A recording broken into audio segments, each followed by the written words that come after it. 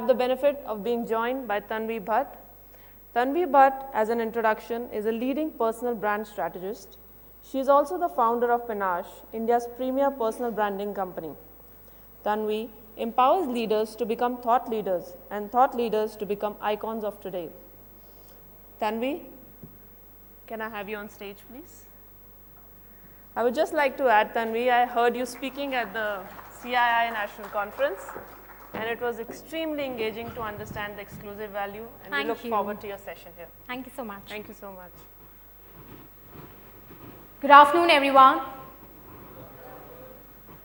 Graveyard shift sinking in. Good afternoon, guys. Better. So, am I audible or am I loud? I'm loud. Can we do something about the volume? Is that better? Better? Okay. Great. Nikita, thank you so much for the kind introduction. It's a privilege to address an amazing ensemble of directors of KPMG. I was really excited when Mr. Richard Ricky first invited me to come and address you all and help you all understand the power of personal branding and what, starting today, each one of you can go back and do to build your own brands. I will be talking to you all for approximately 45 minutes to 1 hour. I'd like to keep an open house for questions. I'm sure you'll have many on various aspects of whatever I'm going to be sharing with you all.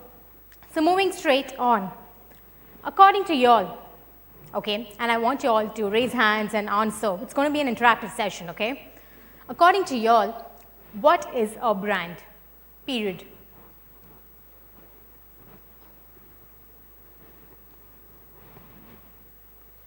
I'm waiting.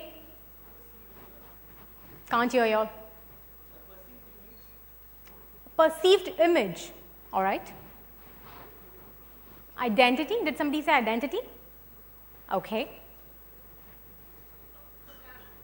A stamp, all right. Come again? Value and? Recalled value, okay. Anybody else?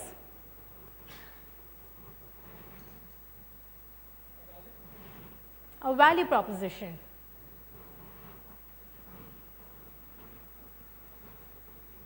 For me, a brand is simply what people think.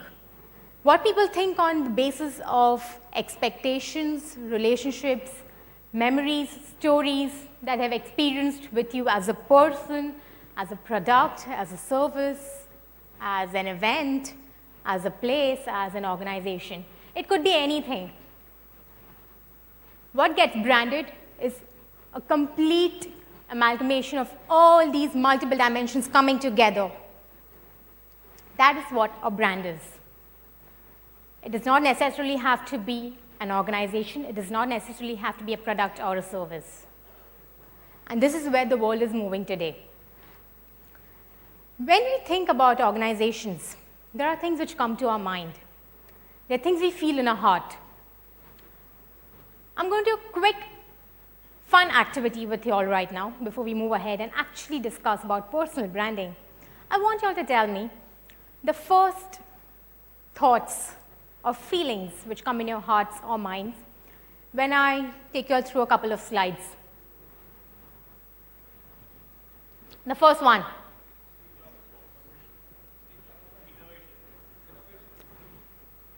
Okay. Wow, some patriots out there. Steve Jobs, I'll go to you, but it's predominantly Apple, what we're talking about. So let's talk about Apple as a brand.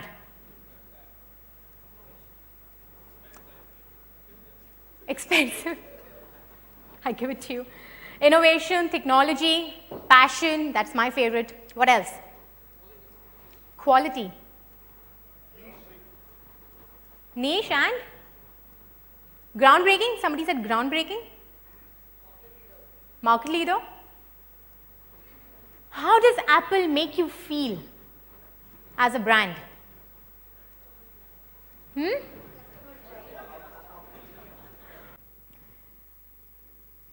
about it in this way. When an organization empowers its best assets, its people, with the power of building their own brands, don't you think the corporate also is establishing itself as a thought leader in the industry? Don't you think it is doing something which is very visionary and very futurist? Why is it doing that? Who will tell me? Why do you think is it doing that?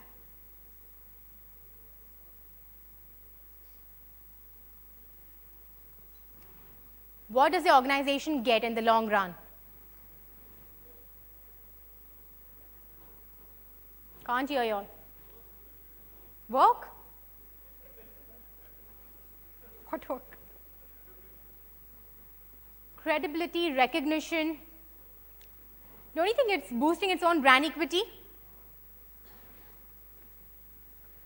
The most important element of personal branding, I personally believe, is it humanizes the corporate brand. Do you think KPMG per se has a face, has voice, has ears, eyes, has a persona to go out and interact with people and walk the talk? Yes or no? No. It's an organization at the end of it, right? But who becomes the brand ambassador, like I said earlier? Who becomes the humanized representation of KPMG brand? All of you. Exactly my point. And when you guys are getting a platform to not only build your own brands, identities, boost your careers, don't you think it also has a direct impact on the engagement levels you feel with the organization? Don't you think if the organization is empowering you to do something out of the ordinary, which 99% of other organizations in the industry are not doing that, it boosts employee engagement level. It skyrockets it, in fact. At the same time, as an executive, think for yourself for a moment. You're building your brand, you're giving back to the society, you're being selfless, you're adding value to people, you're adding value which is not asked for, extra value to your organization because you want to stand out. You're offering 2x of the x that you were offering earlier. Who benefits from it? Your clients, your organization, and you? But naturally you, right? Ultimately, who's going to be the winner in the long game? You offering something extra to people when you're not asked for it is going to come back, complete the circle of life, and benefit you in the long run. And your organization benefits in the form of increased client loyalty, brand preference, etc., etc. Builds dual halo effect by increasing the brand appeal and equity for the organization in the industry. Every company has a story. Do you all know KPMG story? I'm sure you all know better than me, right? Do the people in your industry know it as well as you do? Can you confidently say yes? Yes? No? It becomes your responsibility to take the story of your corporate brand, which you're obviously so proud of because you're a part of the brand, and you walk the talk. You create a wow experience in the hearts and minds of your clients, stakeholders, partners, whomever you work with, does not matter. You have to take the story of your corporate brand out there. And finally, building a brand for yourself helps you build the corporate brand equity in the long run, directly impacting business profits. Agree, disagree? Agree? Okay. Fantastic. How many of y'all are today on LinkedIn? But all of you are not raising your hands. All? Give or take one or two. How many of y'all are active? Okay, active. is a keyword on Twitter? G plus, Google plus. Google plus bola. Nahi, okay. Tell me one thing. Must have happened to you also. We go to meet somebody new you've never met, trying to crack a deal with that organization. It's a small company. You want to know more about the founder, promoter of the organization. What do? Google whom? The company or the person? Both. Ideally both. Don't you think people Google you as well? Honestly, okay, honestly tell me, how many of y'all have Googled yourselves? Honestly tell me. All of y'all? Nah. What do y'all find? Yeah, let's not answer that. Your probably Facebook profiles, LinkedIn profiles also. Some amazing colorful pictures which you all had posted on Facebook a couple of years ago on college graduation nights. Yes or no? No? Liars. The question is this the brand equity you're building for yourself? I'm sure you guys know what goes online stays online. Even if you delete it, somebody wants to do a thorough background check on you before making you partner in KPMG. Dude, you'll be in trouble. So whatever you do for your personal brand today, especially online, is going to stay online. You're creating a digital footprint to yourself, which is going to be your legacy for the time to come.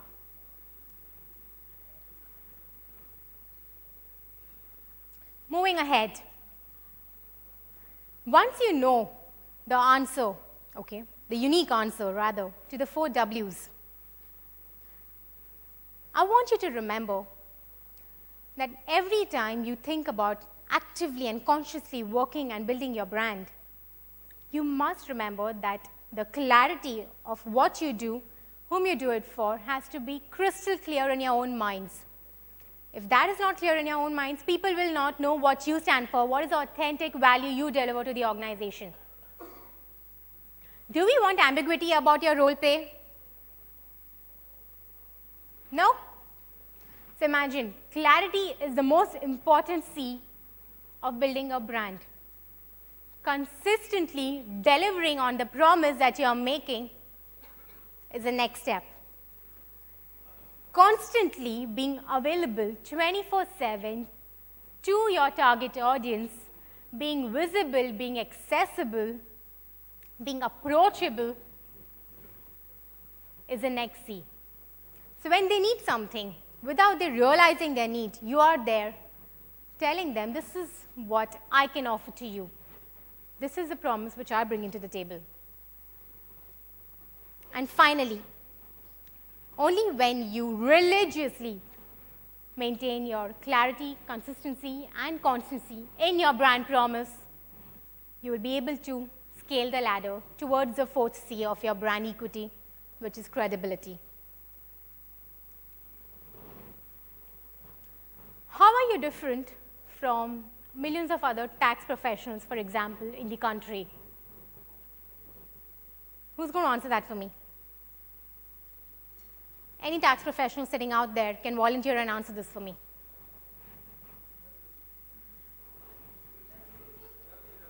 What? Ravi? He's a tax professional? Sorry, I don't speak Japanese, dude.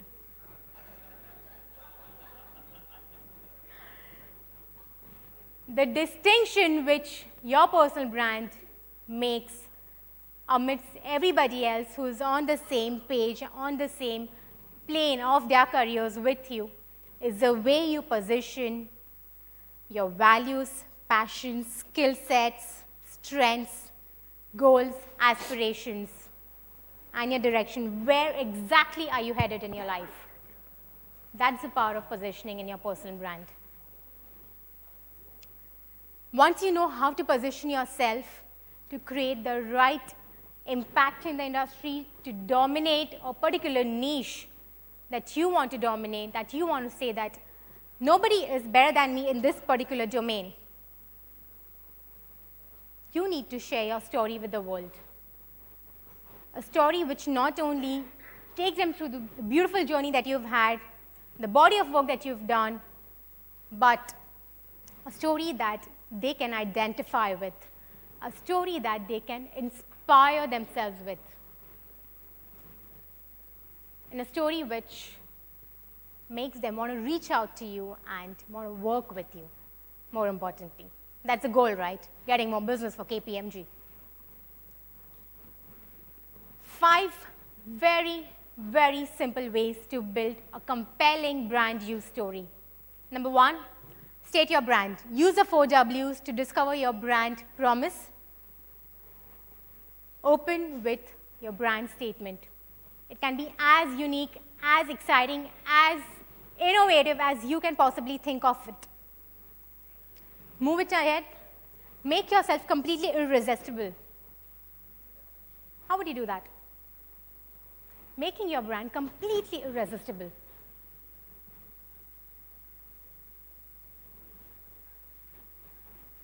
Complementing the body of work, I'm sure you guys have certain awards, accolades, distinct achievements that you guys have been awarded with. Some amazing, amazing projects which were the biggest challenges of your life. Yes, no? Yes, that is what makes you and your brand irresistible. Take people back to the time when you actually started your journey. Take them through a beautiful, heartwarming and heart-touching story of where you come from, what are the challenges you face, what are the struggles you've lived with, and how you conquered them all, and how you evolved, and how you emerged as the winner and the leader that you are today. The soul of your brand, I personally believe, is a beautiful combination of the values that you have, the ethics, the morals, the principles that you believe in, and the things that you love to do, your passions, things that make you happy, things that keep you awake till 4 a.m. in the morning and make you jump start at 6 a.m. and indulge back into. People want to know these things about you, believe me, because they want to identify with people who share the same passions, values, stories, aspirations. And if you're not communicating these things to them, you're missing out on a huge, huge, huge opportunity to connect with people. And finally, nobody wants to work with people who have, I would say, a lack of vision. I wouldn't say no vision, no aspiration, no ambition. I would say a lack of well-defined, well-articulated vision and direction of what they are doing in their life and where exactly they want to be 2 years, 5 years, 10 years down the line. That is how you need to end your story. So the person wants to jump out of his seat and call you and talk to you and do business with you, ultimately. How do you build a story like this?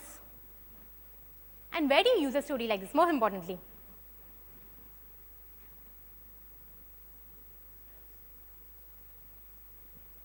Are we Maggie noodles who are going to have 2-minute jingles and advertise ourselves in the newspapers?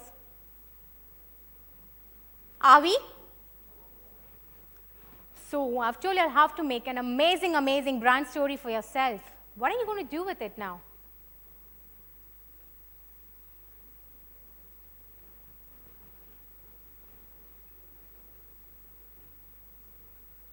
No clue? I thought everybody said they are on LinkedIn. Yes or no?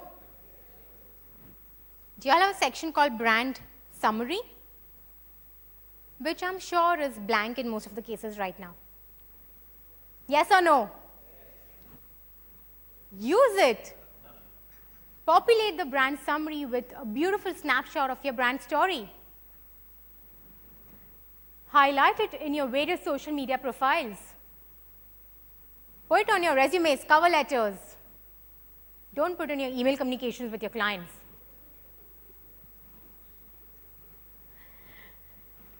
To sum it up, I want you all to remember the first step in creating a brandtastic experience for yourself, for others, is you need to brand your brand.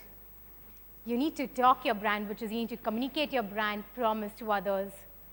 Then you need to deliver on the promise by walking your brand. And only then, trust me, only then you'll be able to rock it up in your life. Ravi, right? Ravi, do we have more time? No, I thought so. Great. So thank you so much for your attention and for your participation as well. Please do not give vote of thanks in Japanese. Thank you so much, Tanvi. I think we got some useful insights as to how do we create a brand. You and I'm sure will go to take something from here today. And I would request Shalini to kindly come on the stage and give a token of appreciation to Tanvi. Thank you.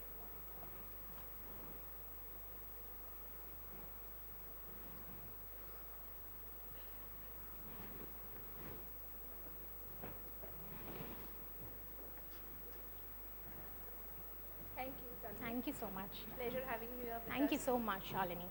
Thank you.